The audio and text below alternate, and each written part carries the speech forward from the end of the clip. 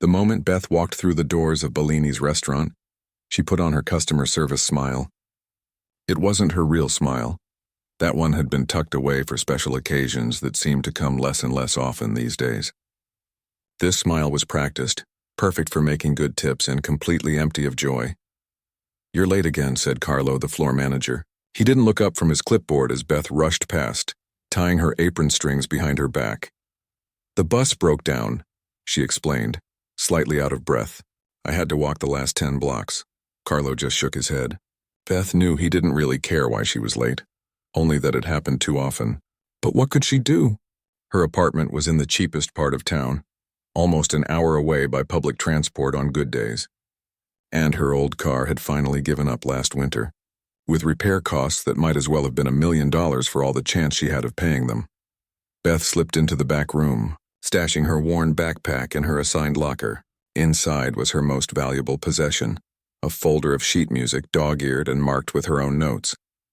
She touched it briefly like a good luck charm before closing the locker door. The restaurant was already filling up with the dinner crowd. Bellini's was one of those places where people came to be seen. Businessmen in expensive suits, women dripping with jewelry that cost more than Beth's yearly rent, celebrities hiding behind designer sunglasses. The kind of place where a bottle of wine could cost what she made in a week. Table 7 needs water, table 12 is ready to order. And 16 just got seated. "They're yours," said Mia, another server, as she rushed past balancing a tray of appetizers.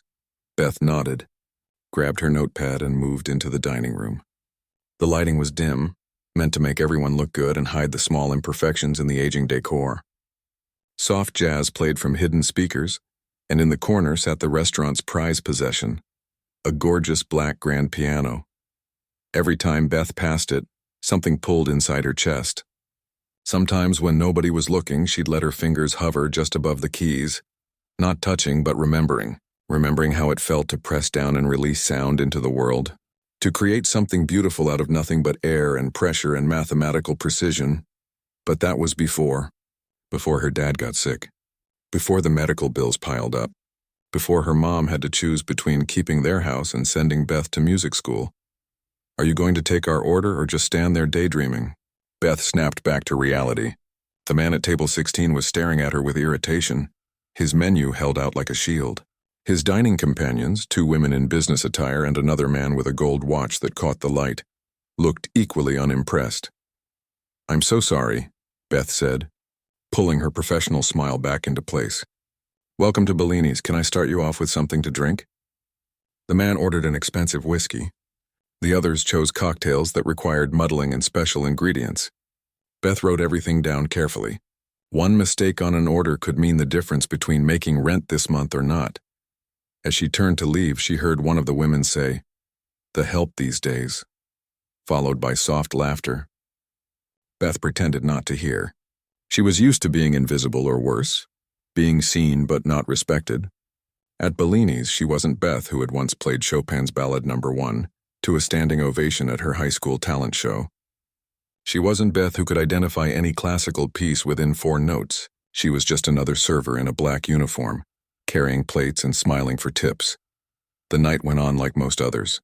Beth balanced trays of steaming pasta, recommended wines she could never afford to taste, and cleared dishes sprinkled with leftovers that cost more than her grocery budget for the week.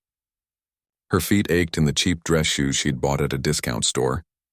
They weren't meant for 8-hour shifts on hard floors, but they looked close enough to the designer brands that management didn't complain. During a rare, quiet moment, Beth found herself near the piano again. The usual pianist, an older man named Ray, was on his break, probably smoking out back as he always did halfway through his shift. The piano sat unattended, lid open, keys exposed. It almost seemed to be waiting. Without thinking, Beth glanced around. No one was looking. Carlo was in the kitchen arguing with the chef. The customers were absorbed in their own conversations. She reached out and pressed one key so lightly it barely made a sound. Middle C. The most basic note, the starting point of so many pieces. Just that tiny vibration was enough to send a shiver up her arm. "What do you think you're doing?" Beth jumped back, heat rushing to her face. Ray had returned, a cigarette smell still clinging to his jacket. "Nothing, I was just..." Just nothing, Ray said. He wasn't unkind, but there was weariness in his voice. Look, I get it. It's a nice piano. But if Carlo catches you even thinking about touching it, you'll be out of a job faster than you can say minimum wage. Beth nodded, embarrassed. Sorry. Ray's expression softened. You play? I used to, she admitted. A long time ago. He looked at her differently then, with a hint of recognition, like one sailor spotting another on dry land. Shame to stop. Music's not something you should ever have to give up. But people gave up dreams every day, Beth thought as she hurried back to her section. They put them in boxes and pushed them to the back of closets. They folded them up like old clothes that no longer fit and donated them to the past. Later that night, as the crowd thinned and only a few tables remained occupied, Beth found herself serving a group of men in expensive suits. They were loud, on their third round of drinks celebrating something. One of them kept mentioning a record deal. We're going to need another pianist for the studio sessions, said the man who seemed to be in charge. He had salt and pepper hair and a confident way of speaking that made everyone lean in. Someone who can sight read and improvise. The arrangements aren't finalized. What about that guy from the jazz club? Asked another. The one who did those incredible Gershwin interpretations. The conversation drifted between technical terms and industry gossip. Beth moved around them silently, refilling water glasses, clearing empty plates. Her ears perked up at words like crescendo and arpeggio, terms from her past life that still felt like home. As she leaned in to take an empty glass, one of the men said something about Rachmaninoff's Third Concerto.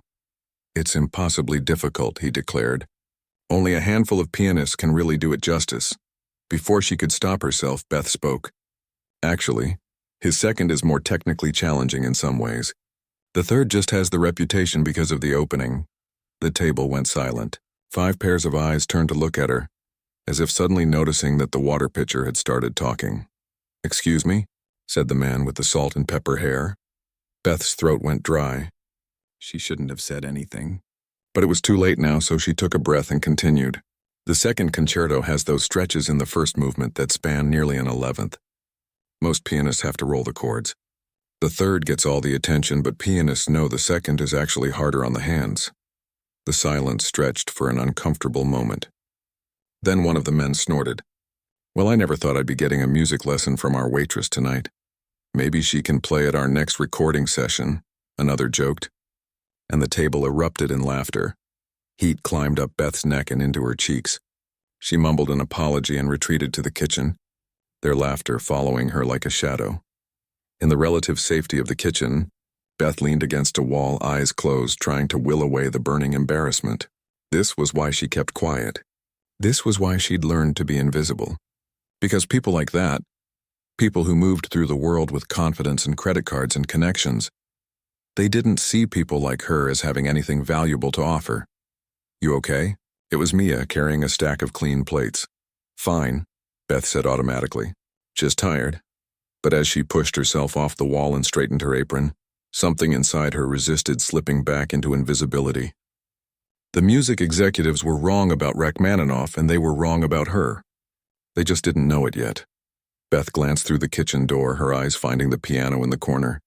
Ray was playing something soft and unobtrusive, the perfect background music for people who weren't really listening. Someday, she thought, someday I'll play music that makes people stop their conversations, music that demands to be heard. For now, though, she picked up her tray and pushed through the swinging doors, back into the world where she was just another server in a black uniform, carrying other people's food and bearing other people's judgment. But underneath that uniform beat the heart of an artist, temporarily hidden but not forever silenced. Beth couldn't shake the laughter from her head as she drove the bus home that night. The sound followed her like a bad smell, sticking to her clothes and hair. Even now, hours later, her cheeks still burned when she remembered how those music executives had looked at her, first with surprise, then with amusement as if a dog had suddenly started reciting poetry. The apartment was dark when she unlocked the door. Her roommate, Tina, worked night shifts at the hospital and wouldn't be home until morning. Beth was grateful for the emptiness. She didn't feel like talking to anyone right now. She could feel the executives watching her, their eyes burning into her back. They were waiting for her to fail, probably already thinking of new jokes to make at her expense. Her fingers hovered over the keys. Then, without really deciding, they began to move. The first few notes of Debussy's Clair de Lune filled the small bar area. Beth hadn't chosen it consciously. It was just the piece she'd been listening to last night, the one that had followed her into her dreams. The music flowed from some deep place inside her, bypassing thought entirely. The familiar melody unwound like a silver thread, delicate and precise. Beth closed her eyes, letting her fingers remember the path they'd traveled 1,000 times before. The world around her, the restaurant, the watching executives, her own doubts, all of it faded away. There was only the music now. Behind her, the murmuring and laughing stopped. She didn't notice. The piece was building, growing more complex, her hands dancing across the keys with a grace that had nothing to do with her tired body or her worn uniform. In this moment, she wasn't a waitress anymore. She was just a musician, just a vessel for something beautiful. As the final notes of the Debussy piece faded, Beth opened her eyes, coming back to herself slowly. For a second, she'd forgotten where she was, forgotten why she was playing. Then reality rushed back. The bar, the restaurant, the executives standing behind her. She turned, bracing herself for more mockery. But the expressions on their faces weren't mocking anymore. The salt and pepper man stood with his drink halfway to his mouth, frozen in the act of taking a sip. The others looked equally stunned, their previous amusement replaced by something like confusion. No one spoke. The silence stretched, becoming awkward. Finally, the younger man with the designer glasses said, "That was unexpected." Beth wasn't sure if it was a compliment. She remained seated at the piano, her hands now resting in her lap.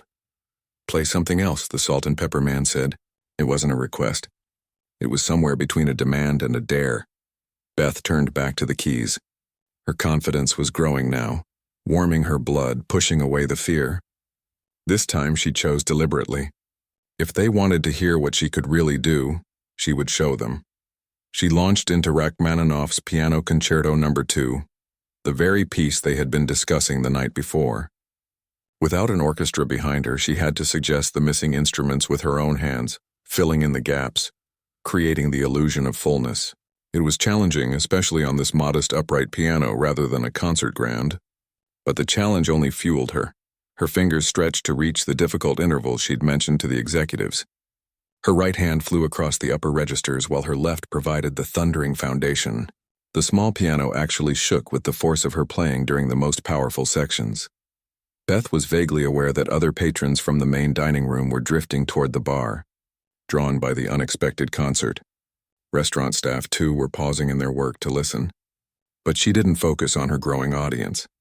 The music demanded all her attention, all her skill. When she finally finished the Rachmaninoff excerpt, breathing hard from the exertion, the bar area had filled with people. The applause started immediately, first from the regular diners, then, after a moment of hesitation, from the executives as well. Beth stood, suddenly self-conscious again. She smoothed down her uniform, pushing a strand of hair behind her ear. The salt and pepper man was looking at her differently now, his head tilted slightly as if seeing something that didn't quite make sense. "Where did you study?" he asked. "I didn't," Beth answered. "Not formally. I was supposed to go to the state conservatory, but..." She trailed off, not wanting to share her family's financial troubles with this stranger. "Life happened. You're self-taught?" Another executive joined the conversation. A woman in a sleek black dress. Her tone was skeptical. "I had lessons as a kid. My teacher was a retired concert pianist. After that, I just practiced. A lot." "And now you wait tables," the salt and pepper man said. It wasn't a question. Beth met his eyes. "Now I wait tables." Carlo appeared at her elbow, his face a mixture of amazement and concern. "Beth, what are you doing?" "Your tables." "It's fine," the salt and pepper man interrupted. "We asked her to play." He turned to Beth. "And one more. Something of your own." "My own?" Beth echoed. "You compose, don't you? Someone with your talent must write their own music." Beth hesitated. She did compose, but she'd never played her own pieces for anyone. They were private, personal, like pages from a diary. "I'm not sure." "Play," the man insisted. "Whatever comes to mind right now." Beth sat back down at the piano. What came to mind right now? So much was swirling inside her. The memory of dreams deferred, The sting of being dismissed, the sweet relief of finally playing again. She began softly, with a simple, questioning melody. It evolved slowly, gaining complexity and emotion. This wasn't a piece she'd written before. She was creating it in the moment, letting her feelings guide her fingers. There was sadness in it, yes, but also determination. And underneath everything, a current of joy. The pure joy of making music regardless of who was listening or why. As she played, Beth felt something inside her shifting, realigning. How long had it been since she'd really played like this? How long had she been denying this essential part of herself? The realization was both painful and liberating. The improvisation lasted nearly 10 minutes, though to Beth it seemed both infinitely long and impossibly brief. When she finally brought it to a close, returning to the questioning melody she'd started with, now transformed into something like an answer, she felt drained but cleansed, as if she'd just run a marathon or cried for hours. The silence that followed was different from before. It wasn't shocked or confused.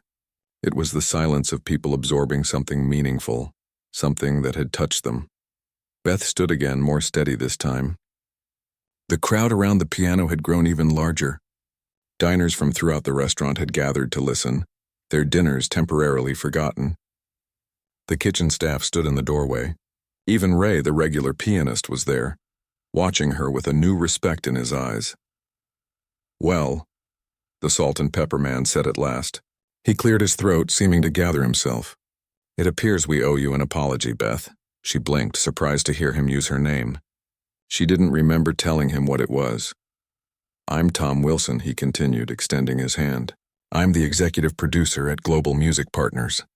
Beth shook his hand automatically, still somewhat dazed from the emotional experience of playing. "What you just did," Tom said. "That final piece especially. That was extraordinary. Raw talent like yours doesn't come along very often." The other executives were nodding now, their earlier mockery apparently forgotten. The woman in the black dress stepped forward. "We're working on a film score right now," she said. "The composer is looking for a pianist who can bring emotional depth to the recording sessions. Someone who doesn't just play the notes but really feels them." She pulled a business card from her purse and held it out. "Would you be interested in auditioning?" Beth stared at the card, not quite believing what was happening. Just an hour ago, these same people had been laughing at the idea that she could play at all. Now they were offering her an audition? She began, but Carlo interrupted again. "Beth, I'm sorry, but your tables really need attention. We have food getting cold in the kitchen." Reality crashed back. She was still on shift, still a waitress with responsibilities no matter what had just happened at the piano. Tom Wilson frowned at Carlo. "Can't someone else cover for her? We're having an important conversation here." "We're short-staffed tonight," Carlo said stiffly, "and Beth knows she's not supposed to leave her section without permission." Beth took the business card from the woman's hand and tucked it into her apron pocket. "I should get back to work," she said. "Thank you for the opportunity. I'll call about the audition." As she turned to go, Tom caught her arm. "Wait, your last name, I didn't catch it." "Miller," she said. "Beth Miller." He nodded, as if committing it to memory. "Beth Miller," he repeated. "We'll be seeing you again very soon, I think." Beth returned to the private dining room where the food had indeed been waiting. As she served the executives who trickled back to their table, there was a new dynamic. They looked at her differently now, with curiosity, with interest, even with a kind of deference. The mockery was gone, and something else was different too. As Beth moved through the familiar motions of her job, pouring wine, clearing plates, checking if anyone needed anything, she felt changed from within. The music she'd played was still vibrating inside her, like a tuning fork that had been struck and wouldn't stop humming. For the first time in years, she remembered who she really was. Beth's fingers trembled slightly as she dialed the number on the business card. 3 days had passed since her impromptu performance at Bellini's, and she had spent every spare moment practicing on the old keyboard she kept in her bedroom. The thing was ancient, with keys that stuck and speakers that buzzed, but it was all she had. "Global Music Partners, how may I direct your call?" Beth cleared her throat. "Hi, my name is Beth Miller. I'm calling about an audition for a pianist position. Tom Wilson, and one moment, please." Beth waited, pacing the small area between her bed and the wall. Her roommate Tina watched from the doorway, giving a thumbs up of encouragement. Beth had told her everything that had happened at the restaurant, though Tina had been skeptical until Beth played for her on the old keyboard. "Beth Miller?" A new voice came on the line. "This is Diane Reynolds. We met at Bellini's. I gave you my card." "Yes, hello," Beth said, trying to sound more confident than she felt. "I'm calling about the audition you mentioned." "Right, for the film score. We've actually expanded our search since then. Tom was very impressed with your playing. He thinks you might be right for a different project we're developing. Something bigger." Beth sat down on the edge of her bed. "Bigger? We're launching a new crossover artist, someone who bridges classical and popular music. The concept is similar to what artists like Lindsey Sterling have done with the violin, but with piano. We need someone with serious classical chops who can also connect with a mainstream audience. After seeing what you did at the restaurant, Tom thinks you might be perfect." Beth's head was spinning. This wasn't just an audition to play someone else's music. This sounded like they wanted her to be the artist. "I don't understand," she said. "You barely know me." "You heard me play for what, 20 minutes? "Sometimes 20 minutes is all it takes," Diane said. "Look, we're not offering you a contract yet. Just a proper audition. We'd like you to come to our studio tomorrow, play some prepared pieces, do some improvisation like you did at the restaurant. If it works out, we'll talk next steps. If not, no harm done." Beth looked around her tiny bedroom at the water stain on the ceiling, the cracked window that never quite closed properly, the piles of bills on her dresser. What did she have to lose? "What time tomorrow?" she asked. The Global Music Partners building looked like it had been carved from a single block of glass. Beth stood outside for a full minute, gathering her courage, before pushing through the revolving door into the sleek lobby. A security guard directed her to a desk, where a receptionist with impossibly straight hair and perfect makeup checked her name against an appointment list. "Ms. Miller, for the 11 o'clock audition. Take the elevator to the 5th floor. Someone will meet you there." In the elevator, Beth caught her reflection in the mirrored wall. She had spent hours deciding what to wear, finally settling on a simple black dress borrowed from Tina. It was the nicest thing she owned, and it still felt wrong somehow, like she was playing dress-up. She adjusted the small folder of sheet music in her hands and took a deep breath. "You belong here," she told herself. "You earned this chance." But as the elevator doors opened onto the 5th floor, Beth's confidence wavered. The hallway was lined with framed platinum records and posters of famous musicians. What was she doing here among all this success? She was just a waitress who used to play piano. "Beth." Right on time, Tom Wilson strode toward her, hand outstretched. Today he wore a casual sweater instead of his suit, but his confidence was unchanged. He still moved like someone who expected the world to make way for him. "We're set up in Studio B," he said, leading her down the hallway. "Nothing too formal, just a few of us to hear you play." Studio B turned out to be a large room with wood-paneled walls, specialized lighting, and the most beautiful grand piano Beth had ever seen. It gleamed under the lights, its lid raised like a black wing. A small group of people sat in chairs arranged in a semicircle. Diane from the restaurant, a younger man with a tablet computer, and 2 others Beth didn't recognize. Everyone. "This is Beth Miller," Tom announced. "Beth, you know Diane. This is Alex, our A&R guy. Pat, our social media director. And Robin, who's going to be the composer working on this project if we move forward." Beth nodded to each of them, suddenly very aware of her borrowed dress and scuffed shoes. "So," Tom continued, gesturing to the piano, "we thought you could start with something classical to warm up, then maybe play something more contemporary and finally do some improvisation like you did at the restaurant. Does that work for you?" Beth nodded, moving toward the piano as if in a dream. She'd never played an instrument like this before. The closest she'd come was the baby grand at her high school, but even that had been well worn, slightly out of tune from years of student use. She sat at the bench, adjusting it carefully. The keys under her fingers felt different, responsive in a way her old keyboard could never be, almost alive.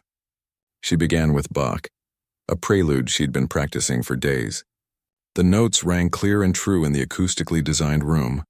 As she played, Beth forgot about her audience, forgot about the impressive surroundings. There was only the music and the pure joy of making it on an instrument worthy of the sound. She moved from Bach to Chopin, letting the romantic phrases swell and recede like waves. When she finished, there was a moment of silence before Tom spoke. Beautiful, he said. Now something more modern? Beth shifted gears, playing a piece that had been popular on the radio recently, but giving it her own interpretation, adding complex harmonies and unexpected turns. She could see Pat and Alex exchanging glances, nodding. Now, Tom said when she finished, the improvisation. That's what really caught our attention at the restaurant. Just play what you feel right now, in this moment. Beth closed her eyes briefly, searching inside herself. What did she feel? Nervous, yes, excited, hopeful, afraid. But underneath all that was a deep current of gratitude. For this moment, for this chance, for the fact that after all these years, her hands still remembered how to speak the language of music. She began to play, softly at first, building a melody from those complicated emotions. The piece grew organically, incorporating elements of classical structure but breaking free of them, moving into territory that felt new and unexplored. Her fingers found chords she'd never played before, sequences that surprised even her. Time seemed to stretch and compress simultaneously. Beth couldn't have said whether she played for 5 minutes or 50. When the final notes faded, she felt as if she'd just run a marathon, exhausted but exhilarated. The room was silent. Beth looked up to find all 5 people staring at her with identical expressions of stunned appreciation. That, Robin said finally, was extraordinary. I told you, Tom said to the others. Didn't I tell you? Diane was already making notes on her phone. We need to get her in the proper studio right away. Record some demos, get some professional photos. Wait, Beth said, feeling suddenly overwhelmed. What exactly are you talking about? I thought this was just an audition. It was, Tom confirmed. And you passed with flying colors. We want to sign you, Beth, develop you as an artist. Give you a platform for your music, but I'm just a waitress who plays piano. No, Tom said firmly. You're a pianist, a composer and artist. The waitress thing was just to pay the bills. Beth's mind raced. This was happening too fast. Yesterday she had been serving pasta and worrying about rent. Now these people were talking about recording studios and contracts. I'd need to see the terms, she said cautiously. Understand exactly what's being offered. Tom smiled, seeming pleased by her response. Of course. We'll have our legal team draw up a proposal. But the basic idea is this. We provide the resources. Studio time, production, marketing, distribution. You provide the talent. We split the proceeds according to industry standards. And I'd get to play my own music? The way I want to play it? That's exactly why we want you, Robin chimed in. Your voice is unique, authentic, that can't be manufactured or faked. Beth looked down at her hands, the hands that had carried plates and glasses for years, while secretly longing for piano keys. Could this really be happening? Was life really offering her a second chance at her dream? I'd need to give notice at the restaurant, she said, making a decision. 2 weeks at least. They've been good to me there. Of course, Tom agreed. But maybe we could start the recording process on your days off. No sense wasting time. As they discussed logistics, Beth felt a strange lightness spreading through her chest. The weight she'd been carrying for years, the resigned acceptance that her music would always be private, always be just for herself, was lifting. In its place was something she'd almost forgotten how to feel. Hope. Later, as Diane walked her back to the elevator, the other woman squeezed her arm gently. You know, when Tom first spotted you at that restaurant, he thought you were just another server. And when you spoke up about Rachmaninoff, he thought you were just showing off. I know, Beth said. I remember the laughter. Diane shook her head. People misjudge each other all the time. But music cuts through all that. When you played, nobody was thinking about your uniform or your job. They were just hearing you, the real you. The elevator doors opened and Beth stepped inside. As they closed, she caught a last glimpse of herself in the mirrored wall. She looked different somehow, standing taller, her eyes brighter, her borrowed dress suddenly seeming exactly right. The real her. Finally, after all this time, the real her was being seen. 1 year later, Beth stood outside Bellini's restaurant, feeling strange to be approaching the familiar doors not in her work clothes, but in a sleek blue dress and heels. Her hair, once hastily pulled back for work, now fell in loose waves around her shoulders.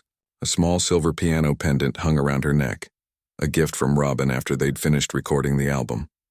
Ready? Tom asked beside her. He checked his watch, ever the punctual executive producer. As I'll ever be, Beth replied, taking a deep breath. They'd been planning this night for weeks. Bellini's had agreed to host a private album release party for Beth's debut recording. Waiting in the wings. It seemed fitting to return to where it all began, to the place where a chance comment about Rachmaninoff had changed the course of her life. Inside, the restaurant had been transformed. The tables had been rearranged to create a performance space around the grand piano. Soft lighting gave the room a warm glow, and Beth spotted familiar faces mixed with new ones, her former co-workers alongside music industry professionals. Beth, Mia rushed over, enveloping her in a hug. You look amazing. I can't believe this is happening. Beth hugged her back tightly. Me neither, sometimes. We're all so proud of you, Mia said, gesturing to the other servers gathered nearby. Carlos has been telling everyone who comes in that you used to work here. He acts like he personally discovered you, Beth laughed. Carlos had been shocked when she'd given her notice, then oddly supportive once he understood why. He'd even come to hear her play at her first small venue show 3 months ago. Beth Miller, a booming voice called, and Beth turned to see Ray, the former house pianist, making his way toward her. His face broke into a wide grin. The prodigal pianist returns, and looking like a proper star, too. Ray, Beth said warmly, I was hoping you'd be here. Wouldn't miss it, he said. I've been following your journey. That video of you playing at the Central Park concert went viral for a reason. You've got something special, girl. Beth felt a blush creeping up her neck. The Central Park show had been her first major public performance, an outdoor concert that had drawn an unexpected crowd. Someone had posted a clip online that captured her playing through a sudden summer downpour, refusing to stop even as rain soaked her to the skin. The authenticity of that moment had resonated with people in a way no one could have predicted. Ladies and gentlemen, Tom's voice came through the sound system. If everyone could take their seats, we're about to begin our celebration of Beth Miller's debut album, Waiting in the Wings. As the crowd settled, Beth made her way to the piano. It was the same instrument she'd admired for so long while working here, the one she'd been forbidden to touch except for that fateful night. Now, as she sat down on the bench, adjusting it to her height, a wave of emotion washed over her. How many times had she carried plates past this very spot, listening to someone else play while her own fingers itched to touch the keys? Tom was speaking again, giving the assembled crowd Beth's backstory, talking about global music partners' excitement about launching her career. Beth only half listened. She was looking out at the faces before her, some friends, some colleagues, some strangers who had come to hear her play. Among them she spotted the table of executives who had laughed at her that night, now looking at her with genuine appreciation and respect. Without further ado, Tom concluded, I give you Beth Miller. Beth placed her hands on the keys, feeling the cool ivory beneath her fingers. A year ago, she'd been terrified when she sat at the bar's upright piano, certain she was about to humiliate herself. Now there was only a calm certainty, a homecoming. Thank you all for coming tonight, she said into the small microphone positioned near her. Before I play selections from the album, I want to play something special. This is where it all started for me, right here at this piano. And this first piece is for everyone who's ever felt invisible, who's ever had a dream they thought was out of reach. She began to play the improvisation she'd created that night a year ago, but it had evolved since then. Robin had helped her develop it into a full composition, the centerpiece of her album. The questioning beginning was the same, but it now unfolded into something richer, more complex, a musical journey from doubt to determination to triumph. As she played, Beth glanced up occasionally, taking in the rapt expressions of her audience. Mia was wiping away tears. Ray was nodding along, a knowing smile on his face. Even Carlos, standing near the kitchen door, looked impressed. Beth lost herself in the music, in the story it told. Her story.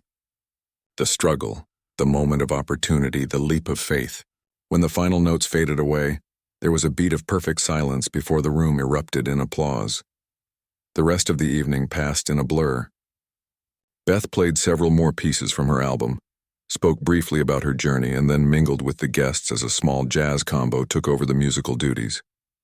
People kept approaching her, to offer congratulations, to share how her music had moved them, to ask for her autograph on the advance copies of her album that Tom had brought.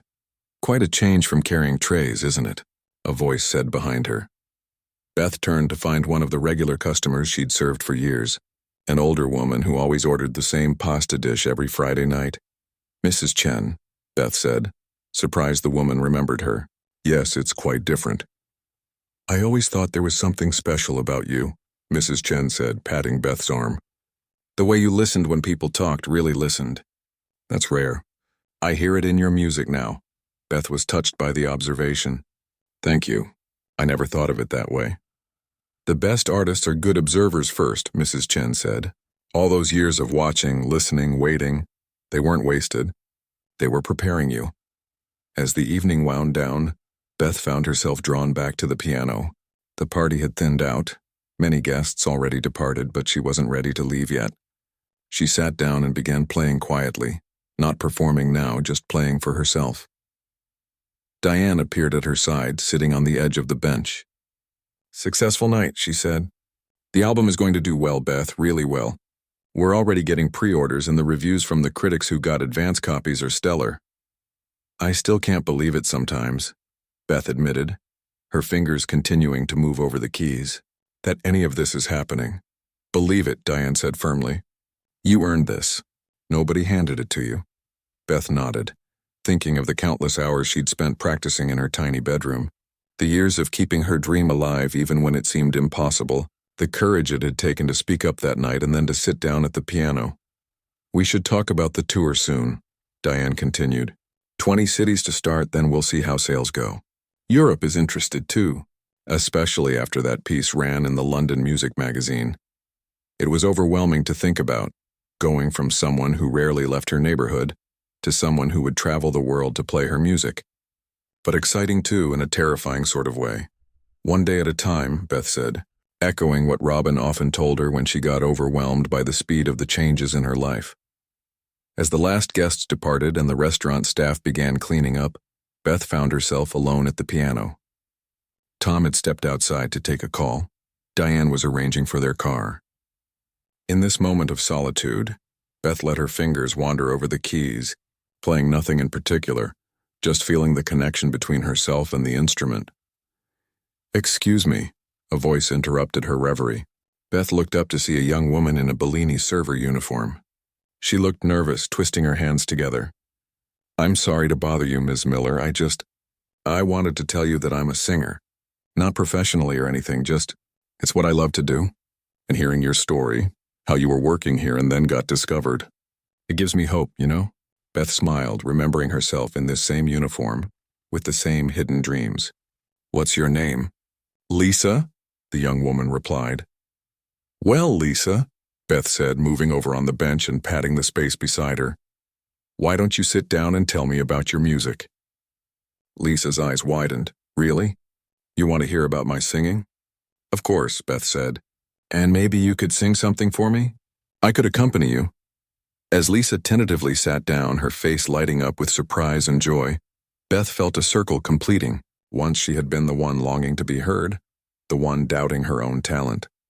Now she could be the one to listen, to recognize someone else's gift. Don't be nervous, she told Lisa, as she positioned her fingers over the keys. Just sing from your heart. That's where all the best music comes from anyway. And as the first notes rang out in the nearly empty restaurant, Beth felt a deep contentment settle over her. Her journey had brought her right back to where she started, but everything was different now. She was different, and maybe, just maybe, she could help someone else's dream come true too.